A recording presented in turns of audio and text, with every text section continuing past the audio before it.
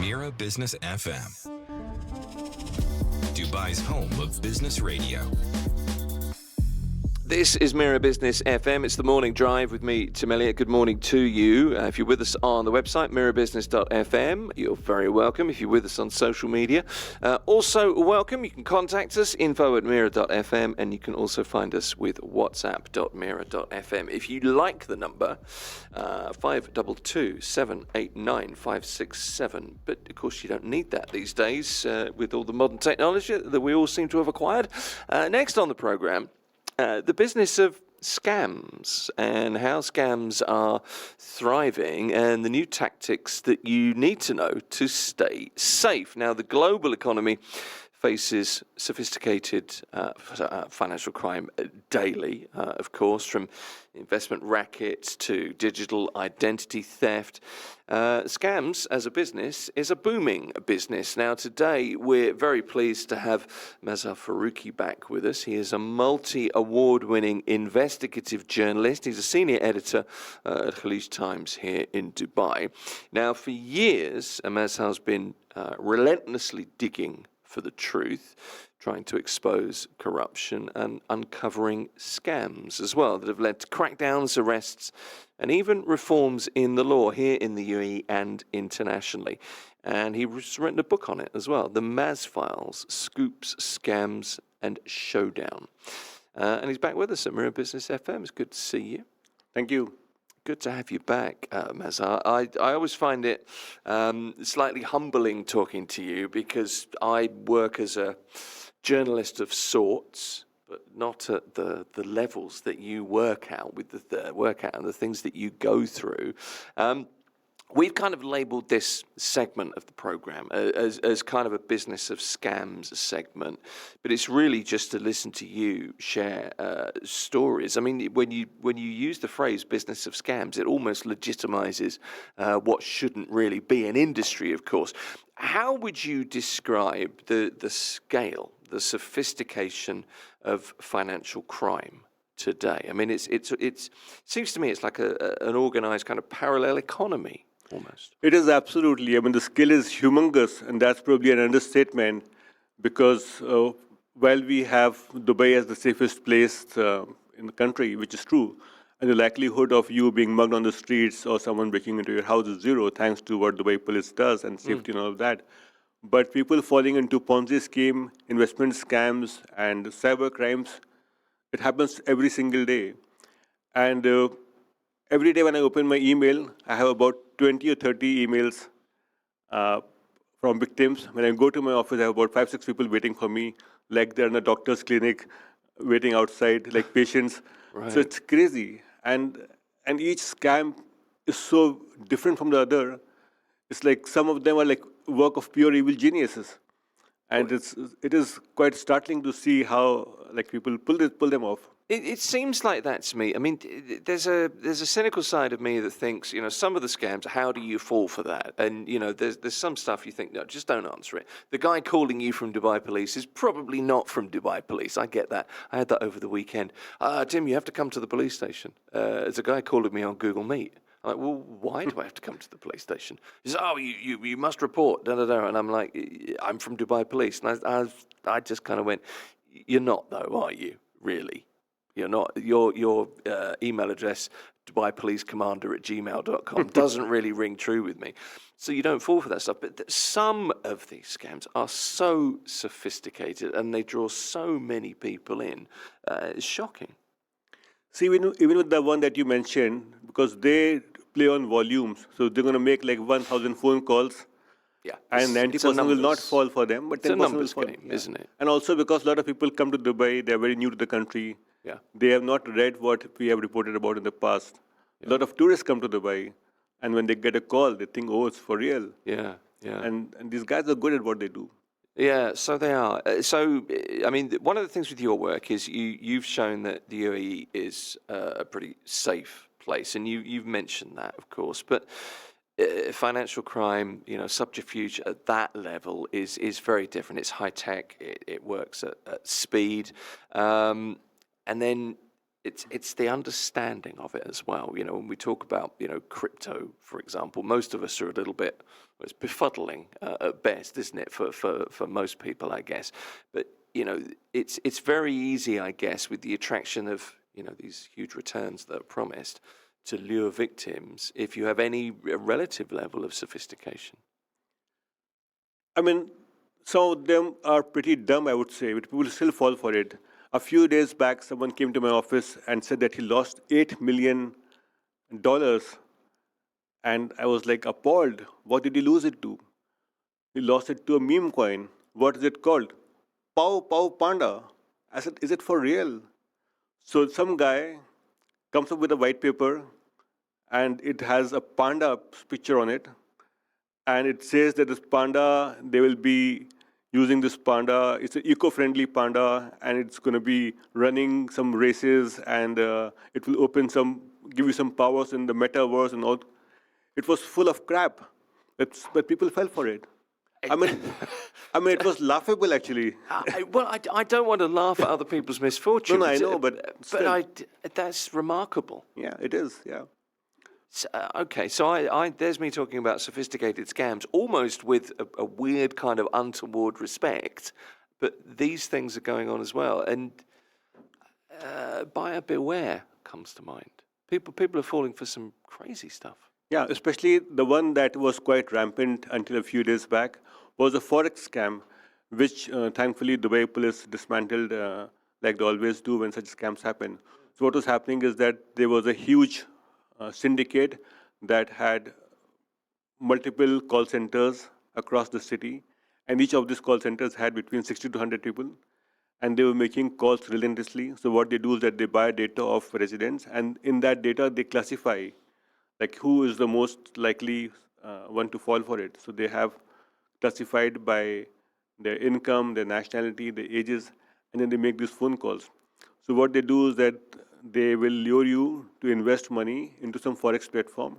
And none of these Forex platforms are registered in Dubai under ESCA, but they have some dubious registration in some God-forsaken country. And then initially they will be shown some profit, and all of them is on the screen. Like, you know, and you say, oh, you know, your money is growing. You're very happy. But the moment you try to withdraw the money, they tell you, oh, you need to put in more money, or otherwise you're going to lose your capital. So this is rampant. And because it looks so sophisticated on the screen with bar charts and graphs and your money going up and down, it looks very, very, very legitimate. Yeah. I mean, it's interesting, this, isn't it? Because this happens in so many.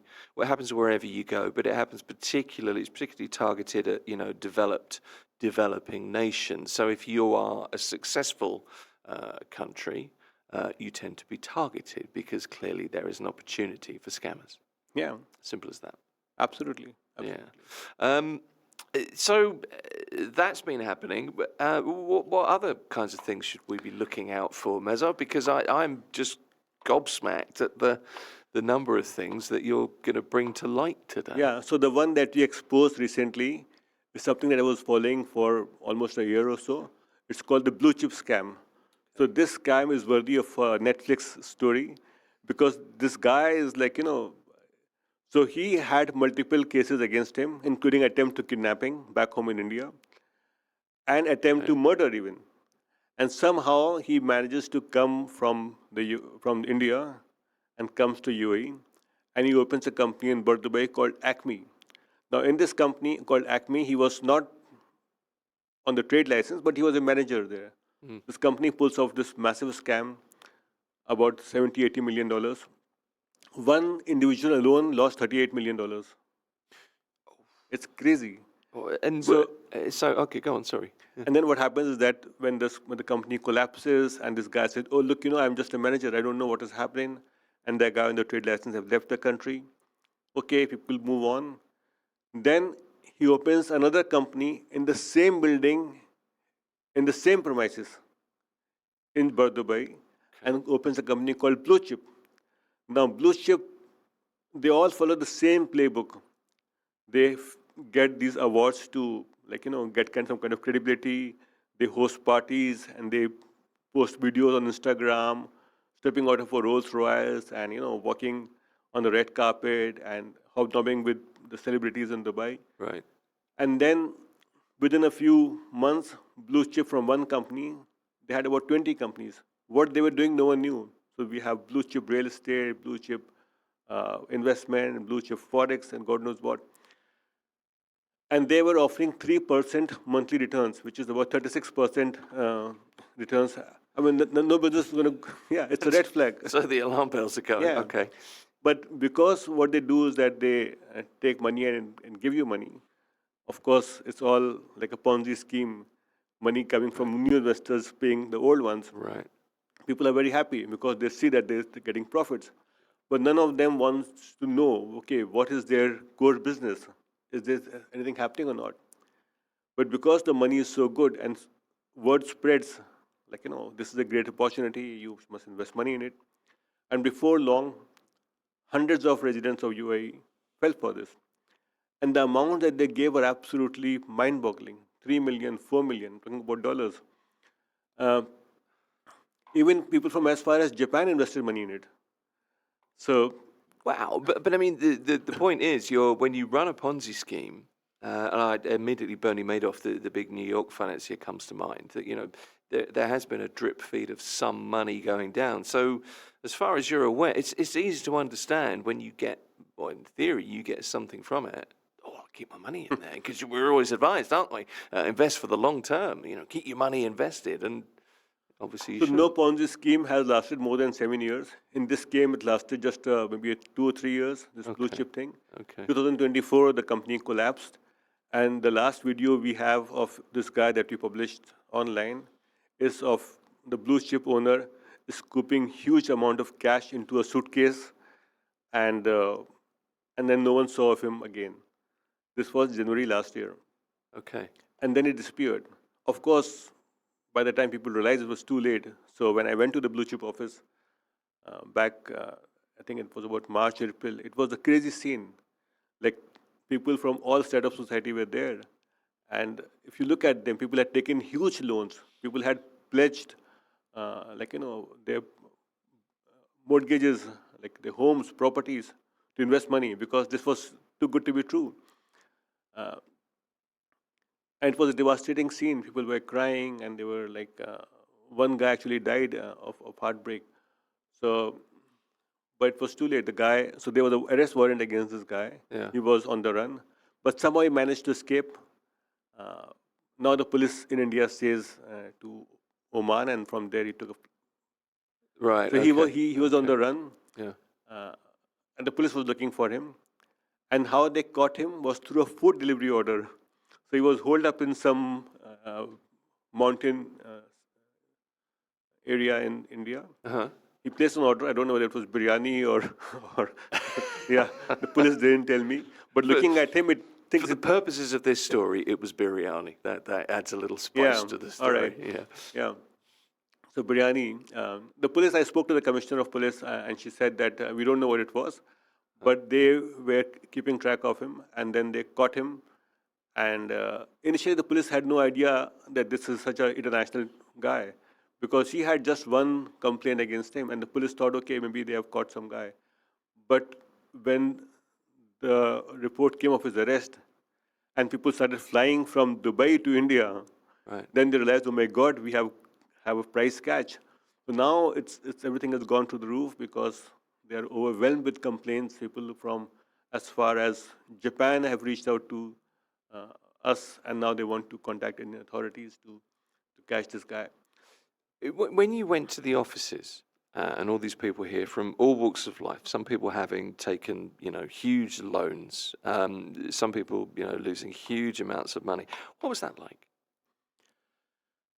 Well, I mean, you feel sad about them, and every scam goes through the same phase that you have when you have a breakup with your girlfriend. The first thing is like, it cannot be happening. It's not true. Yeah. So the acceptance comes after a long, long time. Yeah. Initially, they think, oh, it's some small problem. He'll be back. Maybe he's gone off somewhere. We'll still get the money back.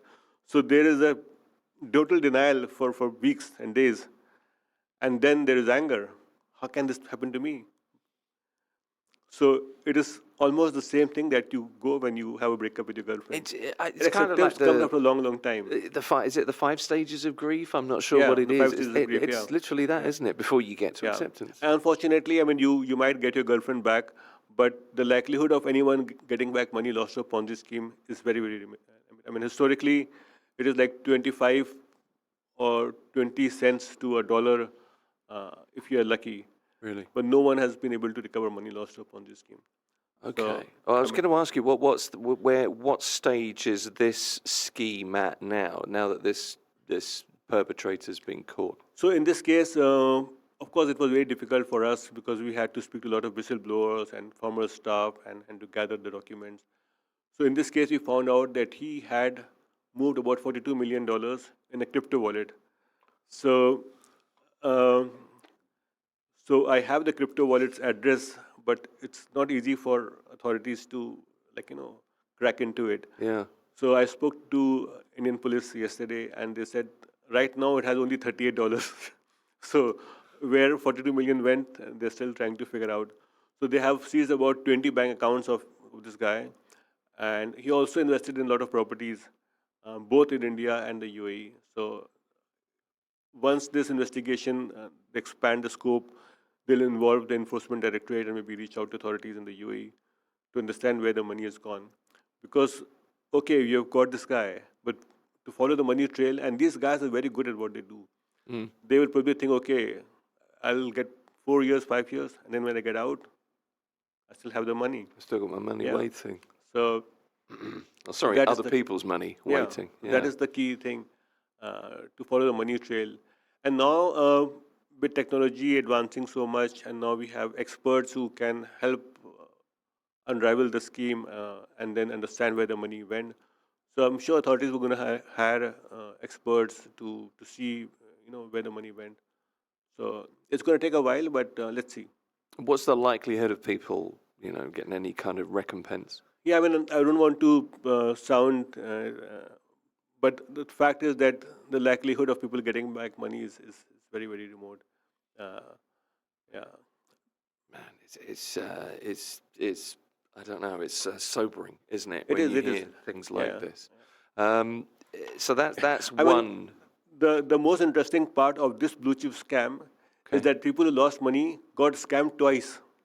It's a very interesting story how that happened to them. So of course we had hundreds of people who lost money scam, and they didn't know what to do. And when you have lost money, you are desperate. You want to, contact everyone who can help you. Yeah. They come to me, oh, please help us recover the money. I said, I cannot. I'm not police. I'm just a journalist. So in this case, what happened was that some criminals got to know that these people have lost money. They approached them in a hotel in Dera. They said, oh, we are from authorities, and we will help you solve this. And of course, they had done their homework. And this particular subplot of this scam is brilliant. So what they did was that they had a meeting at a hotel in Dera, and they invited about 14 of these victims. Yeah. And said, we are from Interpol, and this guy on my left is from the courts, and this guy who's on my right is a government appointed. And all of them were carrying ID cards. And said, look, we're going to help you recover the money, but there's a process. So we have identified properties of this scammer, and these properties are worth 80 million. But in order for you to recover the money, you have to file a case in Dubai courts. And this is a court-appointed lawyer, and he was there. It's a process, and you'll get the money back. Sounds very good. But you have to pay 236,000 dirhams as the court fees, which all of you can contribute, and then you will get a judgment in 20 days. Okay, not bad. So everybody pitches in money. They raise 236,000 dirhams, give it to this court-appointed lawyer, and in 10 days they get a judgment from the court. So the judgment is there with the stamp and everything. And now these people were so good, and because they wanted to, give it some kind of semblance of legitimacy, they said, no, you have to come to Dubai courts and sign the order. So all these victims go to the court, they meet a woman there. She has a tablet, and they have to sign it. Of course, she met them in a coffee shop in Dubai courts, not in Dubai courts, but it was in Dubai courts. And then they told the victims, look, Your claim is about a few million dirhams, 3 or 4 million, but you will get only one check of 80 million. So you need to get more victims. And now you can even have not just the principal, you can also get the profit, but you have to pay more. So from a group of 14, the group expanded, and before a few weeks, they had hundreds of victims pulling in money and paying to this, following the same process, the court and then the documents and everything, and every time they got a judgment. Eventually, one guy who works in the aviation sector, he thought it's a bit fishy. He took the court order, he took it to a lawyer, he said, yeah, it looks good. But each order has this barcode, right? When they scanned the barcode, it opened to some website. So everything was fake. The Interpol officer, the court-appointed lawyer, the woman in the court. Wow. Imagine. So the victims got scammed all over again. And of course, the Interpol officer was arrested, and now he's in jail. But I don't know what happened to the others. So It's you know what's staggering is that this is people doing this to other people. That's the first thing that I have to get my head around. So I take my innocent head off and I put my cynical head on, and I realise this is human beings do this. So that's just something you have to learn to understand or accept in some way and be careful about. But the other thing is, it's the thinking that went on here. So you get 14 people, a small number of people together. And 236,000 between 14 people is what, 13,000? It's still it's an amount of money, but it's not to get back what you'd lost. So I can understand how that works. And then the front to get them to head to the courts, to meet somebody in the courts, where you're going to be lulled into this kind of false sense of, absolutely. I'm at the official building here, and this must be. It's just incredible. Yeah, and what they did was that they said, look, you need to get your documents photocopied. So you have people lugging like kilos of photocopied documents. But no, your picture that is not good. It will not be accepted by authorities here. It has to have a white background. This document is not clear. You need to get it photocopied all over again. So people were thinking that they're following the process. Yeah. So, and all those documents being photocopied with nothing. It just the whole thing was a sham. Well, this is the thing in the UAE, isn't it? We're all very kind of aware of the procedures that we go through when you apply for a visa. You need to have your bank statements and your salary certificate, whatever it is you need to sponsor your family. So we're kind of used to being told the photo needs to look like this, it needs to be this size, you need to apply in this way. So we kind of get stuff together. So if somebody turns around and says, well, and turns you away, in theory, from the scam, it doubles down on the fact that you're going to come back to meet the requirements necessary to be scammed. It is so interesting when the first meeting took place at a hotel in Dera. So when these people were coming for the meeting to meet these fake officers, so there were some police cars parked outside, maybe some patrolling or something. Said, you see these police cars outside? I said, yeah, this is for us because your part is the protocol. Right. So people fell for it. They thought it's for real. So fool me once, fool me twice. It's. I mean, that's dreadful. And of course, greed does play a huge role in it. Yeah. I mean, of course, I sympathize with the victims, but as I said, if you're being offered 36% in a year, or 70% or 80%, it's not possible. No business can give you this kind of return. Well, it's the old thing, isn't it? I mean, we talk to financial advisors quite a lot on this program, and it's the usual line is, if it looks too good to be true, it probably is too good to be true. But it's very hard. Your judgment is clouded, isn't it? When you think, I could make this, and I could do this, and I could do. You can understand. And this is what these scammers do. I remember back in the day, I think there was a company, Sunfeast Infotech.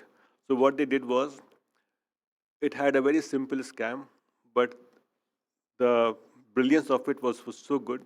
So what they did was that they said, come to our office, we'll hand you a USB, and you have to pay 500 dirhams for the USB. Okay.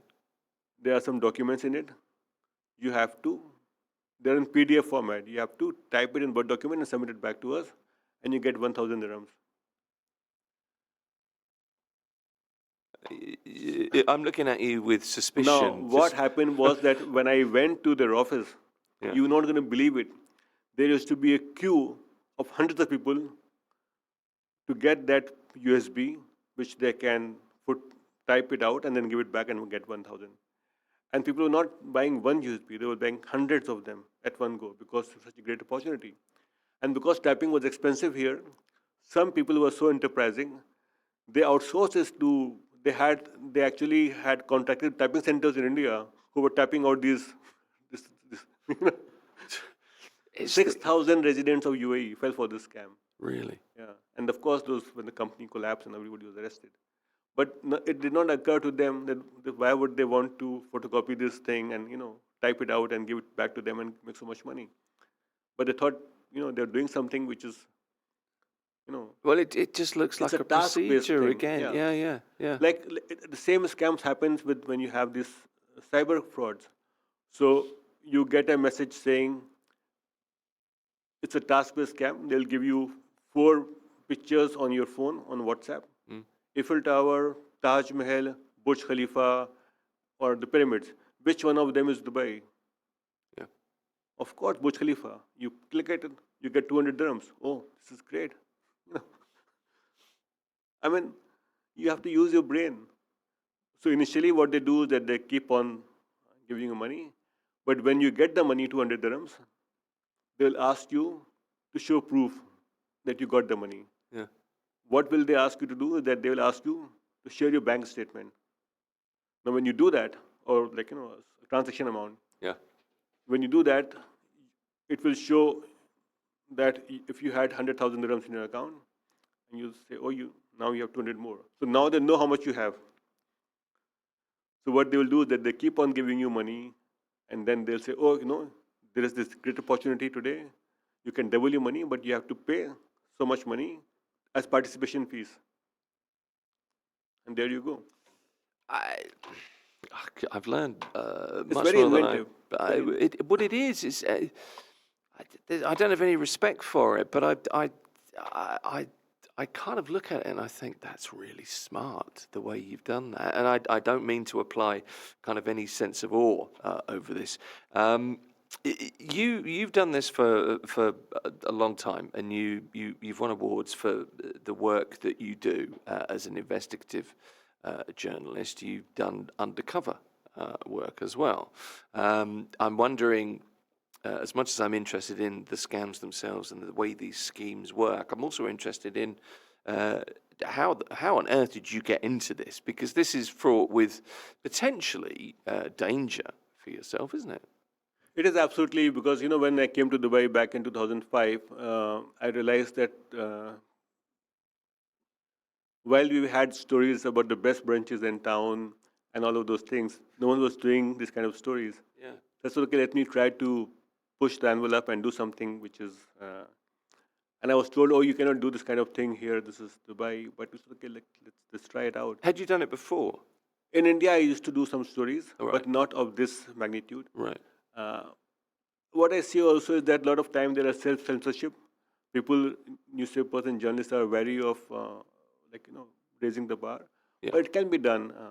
And there are many stories. I'm not a fan of undercover journalism or sting operations, but sometimes you have to do it. I remember one of the big exposes that we uncovered was there was a company which had 30 million subscribers, which is more than the population of many countries. So it was a job portal, and again it was stroke of genius. So what they did was they had a portal advertising jobs. So they used to put up fake jobs on the websites. These jobs never existed. Okay. Suppose they put up a job for a radio jockey here on the website, and of course you would want to apply. So the moment you apply, they will charge you $200 or something, and then they will say, oh, you'll arrange an interview with you. Okay. Okay, sounds good. But for the interview to be fast-tracked, you have to pay $100 more. Fine. So the interview is set up. Now, if the candidate has applied from, I don't know, India or Pakistan or Lebanon, he will get a call from the same number that you have here. So they have something called ID spoofing. So, okay, you're getting a call from Dubai. What they're also doing is that they had people in their call centers speaking different accents. And they even had the names of the HR heads. So they will conduct the interview on the phone, and then they'll say, oh, you're very good, and then they'll offer you a job. Now comes the second stage of the scam. At this stage, they'll say, look, your interview has gone very well. We are okay to hire you. This is your offer letter. Now you have to pay money to process their documents. So from each person, they were making, again, it was mostly volume. So how we uncovered this, I made a CV that I want to apply as a chef. In the CV, I wrote, I'm the dumbest chef in the world. My food has caused food poisoning. And I serve recycled crap to my guests. The dumbest CV ever. But I knew that they will not be looking at my CV. They're just interested in my money.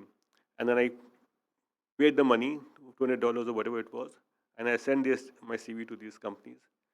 And of course, in 36 hours, all the top restaurants in Dubai wanted to hire me. I got a call from the biggest hotels in Dubai. Of course, these calls were not from the hotel, but from these companies wanting to hire me. So when we uncovered this scam, and then the police raided this company, this was back in India, but they were targeting UAE residents. Everybody was arrested, and it was one of the biggest scams because then they found out that they had cheated almost 500,000 people. It was crazy. The amount that they recovered from them was into millions of dollars. Well, how do you feel when you uncovered this? I mean, I don't know how many times you've actually been able. At least you're uncovering it. That's the main thing, of course. But I don't know how many times you've been able to actually help or see people being helped. But again, how does it make you feel when you uncover these things? What's the emotion? No, it is very satisfactory, especially when you see as a journalist, our job ends at writing a story. Yeah. I mean that there's whether the action takes place over it or not is beyond our area of influence. But yes, it is very gratifying when we see our work, leading to crackdowns and reforms. So, or maybe creating awareness. So every time we do a story, we get hundreds of emails saying, "Oh, thank you so much." Like we did a story on the nightclub scam, and that is another big thing. So what is happening is that people go on these dating apps, hook up with someone, and whoever they hook up with, they'll not invite you to a coffee shop or to a restaurant, wherever. Yeah, they invite you to specific nightclubs in Dubai. And when you go there thinking, oh, you have a great date. So by the time you finish, you have a bill of 6,000, 7,000 dirhams. Okay. And then the woman, your partner, she says, oh, can I use the washroom? And then she disappears. And you're left with a bill of 6,000, 7,000, 8,000, 10,000. And we started getting these complaints in huge numbers. And then we identified these, and now, of course, there was a crackdown recently. Wow. So, but that's just a scam for having a really expensive, nice night out that somebody else pays for. I mean, it's dreadful, of course. Yeah. But no, it is very heartening to see when something like this happens. But it is. I mean, it also has its challenges because defamation is a criminal offense, and many times these companies, because the kind of money they have, they try to intimidate you. They try to file cases against you. Well, that's also an interesting aspect to this, because that's I guess a huge part of this job. The risk that you run to yourself in terms of intimidation, or I'm going to report you to the authorities. You go through that. I know you've been through. Well, you've been to hell and back, haven't you? In some ways. Yeah, I mean it's hard for my family. I mean they don't have to go through this. Yeah. But yeah. You've exposed a huge number of criminals, Mazhar. I know that. Just from your own observations, what kind of psychological traits or methods do you see among maybe the more high level, if that's even the right way to phrase it, fraudsters? What are the traits that make them so successful at manipulating? See, all of them use the same playbook, whether it is Ruja Ignatova, the missing crypto queen who disappeared with $4.5 billion, or to these scammers like this blue chip guy. They all follow the same pattern. whether it was Sidney Limos, who was sentenced to 517 years in Dubai jail for running a Forex scheme. We uncovered that scam as well. So, a glamorous lifestyle, thanks to Instagram, so we uncovered a story. We have not written about it yet. So this guy, what he does, he took a rented Rolls Royce, went to one of the fancy villas in Palm Jumeirah, loaded his car with some luggage, and took a picture of himself saying, bye-bye to this house where I lived for so many years, and to moving to new ventures and all of that. And people thought that this is his Rolls Royce and this is his house. And he used that picture to...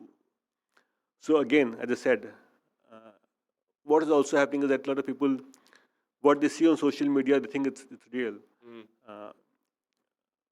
People project their lifestyle as such, especially on social media, Instagram. Successful lifestyle, Rolls Royce, and then people don't have any understanding of things like blockchain and metaverse and cryptocurrency. You have no idea of how it works, but still people fall for it. Yeah. So again, when they offer returns which are too good to be true, and if the scheme does not make sense to you, just stay away. Also, a lot of peer pressure happens. Well, I imagine. Yeah. I mean, that's all part of manipulation, isn't it? That kind of peer pressure thing. But it's that. It's just so. It's so insidious in so many ways. It's so kind of personally disappointing to me that this even happens. But it does. People fall for it all the time. Yeah. There's nothing new really here, is there? It's wrapped in a new bow. Absolutely. And some of them are so bizarre. Like, I remember some Michelin star chefs came to our office, and what they had fallen for was something called Eminoon scam. I said, what the hell is Eminoon scam? How does it work? So what it was like you have Pokemon cards. So some guy had came with something called Eminoon cards. So how it worked was that it's very complicated. I couldn't understand. But what I could understand is that if you have two Eminoon cards and you made them, you have something called baby moon cards. And this baby moon cards will give you immense power in the metaverse, and then you can do, I don't know what. Now try explaining this to a police officer. 60 million was lost to this scam. I mean, it is bizarre. I suppose there was a time a couple of years ago when the metaverse was everything. I still don't really know what the metaverse was, if I'm completely honest with you. But I think that's kind of really good advice, isn't it? And you said this just now. It's just kind of comes to me. If you don't understand something, or something can't be relatively easily explained to you, then it's probably good advice to not put any money into it. That's kind of I suppose the really simple advice, isn't it? Absolutely. Also, a lot of these individuals or companies, just to lend themselves credibility, they buy awards. Now, awards is a big business in Dubai, and it's everywhere in the world. Yeah. So you pay money and you get an award. And this award gives them some kind of credibility. So a glamorous lifestyle, some fake awards, pictures of them hobnobbing, couple of articles here and there. That's it. And it's just done. But perception is not reality, is it? So. And of course, word of mouth also happens, because if they are giving good returns to someone for a few months, and then that someone is going to tell to somebody else, and then what they do is that they have relationship managers who they get incentivized big time. They have no understanding of the scheme, but they go out to hard sell it. It's amazing what we do for money, isn't it, I suppose? Let's look at advice that you have. You've got more experience than most in this kind of field, I suppose.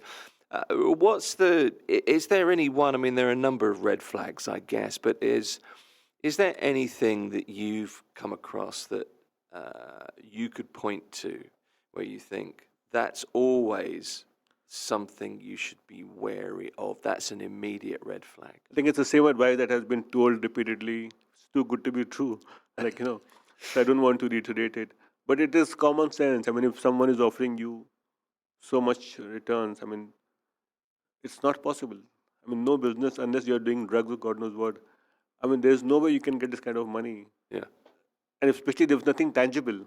Okay, real Well, it's estate. also if you don't know the person. Yeah, absolutely. Yeah. You know, I've only met you. I've met you twice. Once today. Once you were in here previously. I've only met you then. Yeah. So I mean, you know, I don't know you from anybody, but you know, I know what you do and I know of your reputation. But when you meet somebody who's really friendly, hey Tim, how you doing? Really nice to see you, and you're thinking, something is off here. Yeah. Also because of the Dubai being a glamorous city and a kind of lifestyle that people live and aspire to lead. Right. So that is also does make an effect because everybody wants to become rich quickly. So there is no easy way to make money. I mean, it's always the hard way. Unfortunately, no. Yeah. I haven't discovered it, that's for sure.